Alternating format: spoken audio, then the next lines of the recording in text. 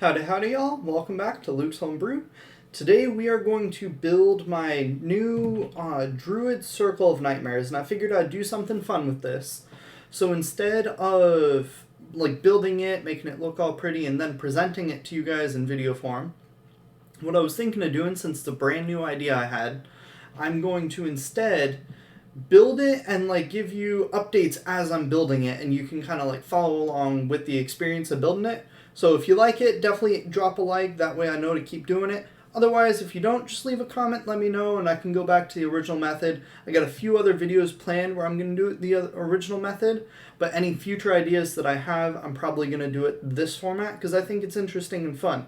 That way you guys can also kind of get some insights into how I make my homebrew content, and then adapt it to your methods, or maybe if you're new to making homebrew stuff, you can do it that way. But let's begin. So we have the Druid Circle of Nightmares. So what I went ahead and I just named the file. I use Google Docs normally. I used to use Microsoft Word, but I find Google Docs is a lot easier because I can use it on my phone. I can check it really quick in game if I don't have a printed set of the class or rules at the table. I can quickly pull it up on my phone. It's all right there, and it's on my computer. Without having to use twice as much file space.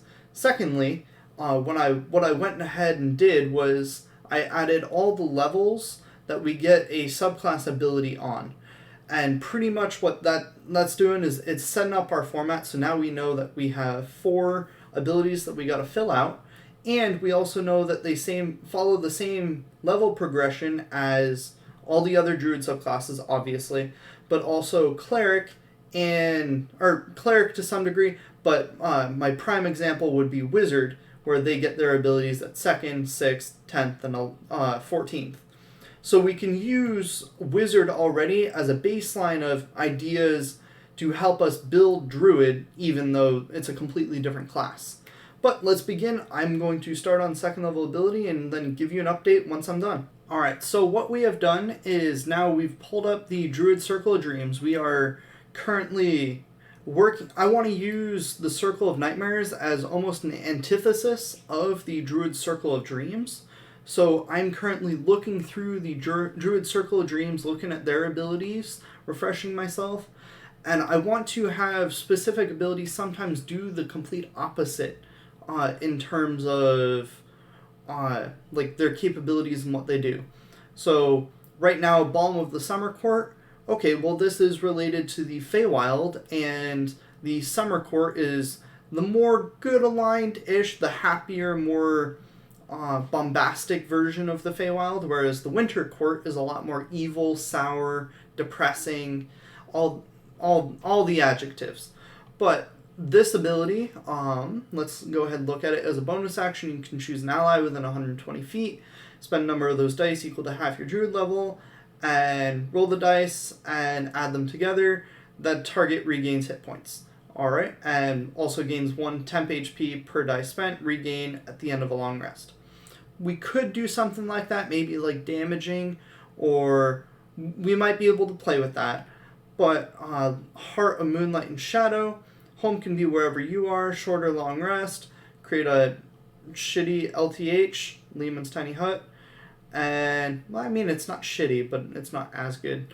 And then 10th level, we get some teleports. And then 14th level is Walker in Dreams, which we might play with because that's definitely closer to what we're going for. So what we're actually going to do is we're going to just copy and paste that.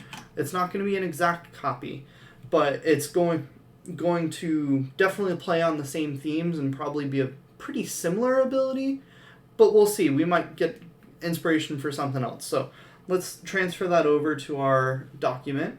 Alright, and we're just going to copy and paste that into our 14th level slot. That way we know that this is probably going to be something related to our 14th level ability. 2nd level ability, we said that we wanted to have it be more closely related to maybe some damage. I was almost thinking being able, since it is Circle of Nightmares, and we definitely want it to stand out in comparison to the Circle of Dreams, because we want it to be an antithesis, but we also want it to be its own thing. That way we can grab the attention of people. So I think it's going to be maybe conjuration based. We can maybe make a stat block of like a walking nightmare that you can conjure. All right. So update number 1. So we looked through the previous other classes, and I noticed one thing that kind of caught my eye was that the Druid in particular does not have very many starting cantrips. I believe at second level they only have 2 cantrips. So I decided, and also based on looking at other classes, I wanted to add a second level ability that gave the player 1 additional cantrip, this one being a raw damage cantrip. And what that's going to do is it's going to be in addition to their other cantrips, but also since we're giving them a damaging cantrip, it allows the player to feel safe picking cantrips that don't deal damage, as Druid is pretty much mostly a spell caster.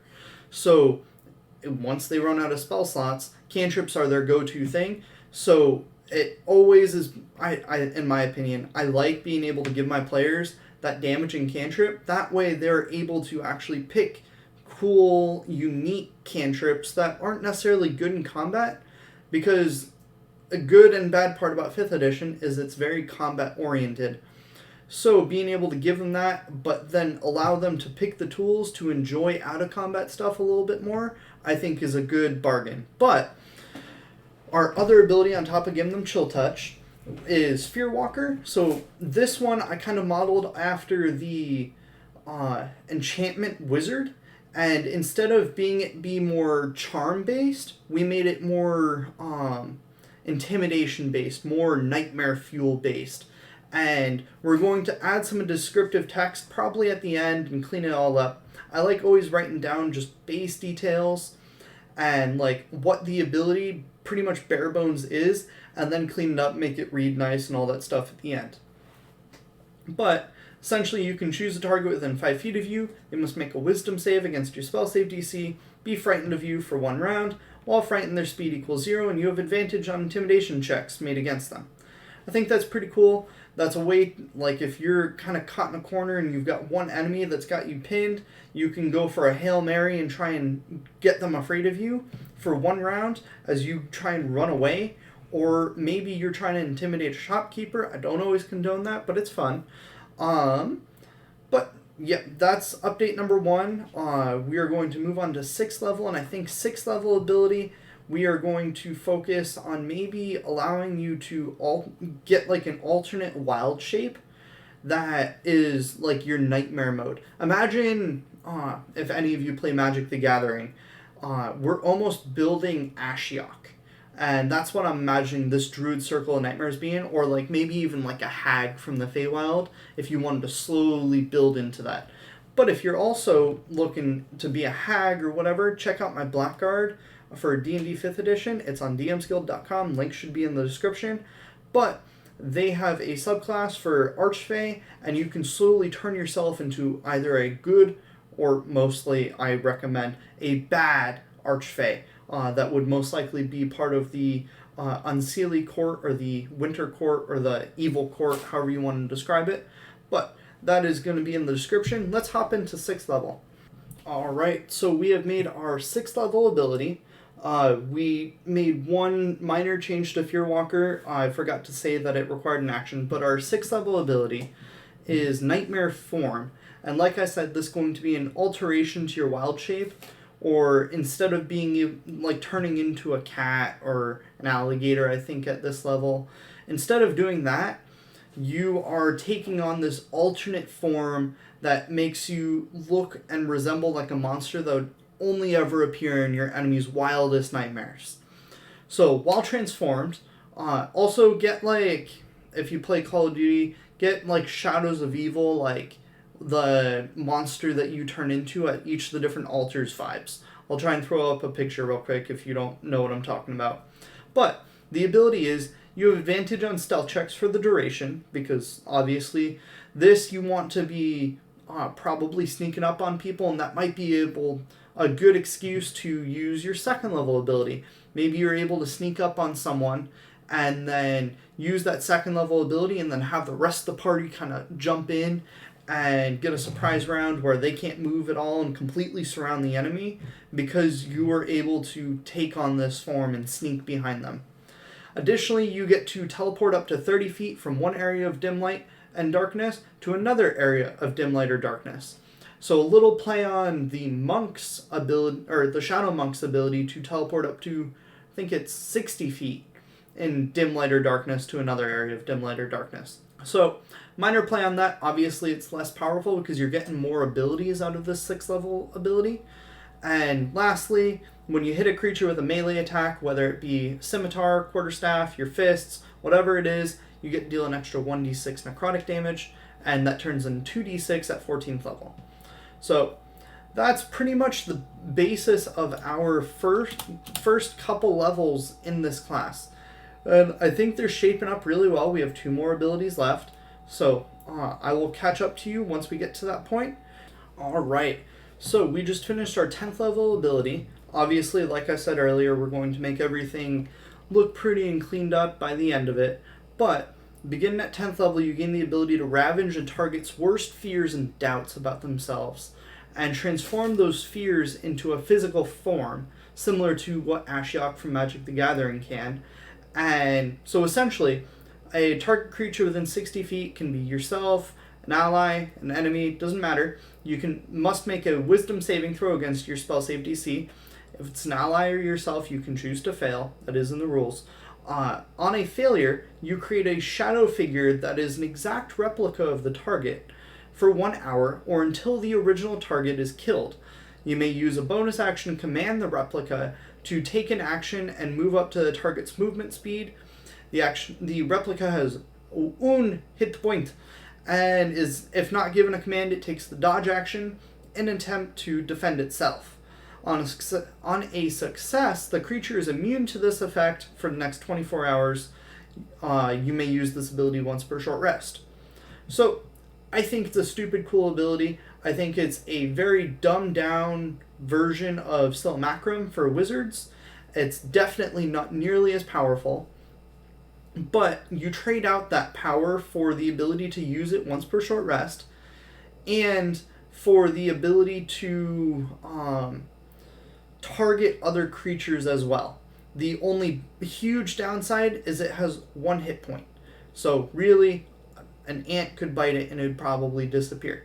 But the point is, and we are going to add, you can only have 1 of these per use. So if you were to use it a second time, then obviously the first one would disappear. That's just another limitation. That way you can't get multiple copies of the same wizard and do stuff like that. We did say that it cannot speak, which means it can't cast spells, unfortunately, unless they are only somatic, so maybe a counter spell. That would be a very... No, well, you're a druid, but maybe you could target the party wizard. But that would be a very cool and unique utilitarian way to use this, other than picking, like, the fighter that gets 4 attacks or whatever, or using it as cannon fodder. But let's add that, and then we'll rephrase the 14th level ability, clean her up just a little bit, and then we'll get this posted onto DM's Guild. Actually, as a note, I said just now that we had to make it so you can only have 1 out at a time. Well, it's only once per short rest, so I don't need to add that. Alright, so we've gone through, I looked through the 14th level ability again that we stole from the Druid Circle of Dreams, and honestly, I'm kind of a fan of it. It hits everything that we want to do, because at 14th level, at this point, we want to be able to teleport consistently. We're going for like that hag or like evil, just like that dream walker, that nightmare fuel person. The ability to cast dream with you as the messenger. Obviously that needs to be in here. Scrying, so you can pick good targets and really mess with them. And then teleportation circle per place that you've slept, I think is just cool. So we're actually going to leave that the same. We're just going to pretty up the document, make it look all nice and clean, and then we'll upload it. Alright, so what we did was we went through and made it look all pretty. I like to bold and underline the title and then just bold in all the subtitles. We went through and checked for any grammar, spelling errors. There weren't all too many. There's one that keeps popping up, but and as far as my understanding of English, it works. But that's pretty much it. We're done in less than an hour, so I hope you enjoyed and kind of get some confidence if you're new to the whole homebrewing experience. Just like all it takes is looking at other pre-built, pre-verified, pre-balanced classes and kind of model your creation off of that with the specific theme that you have in mind.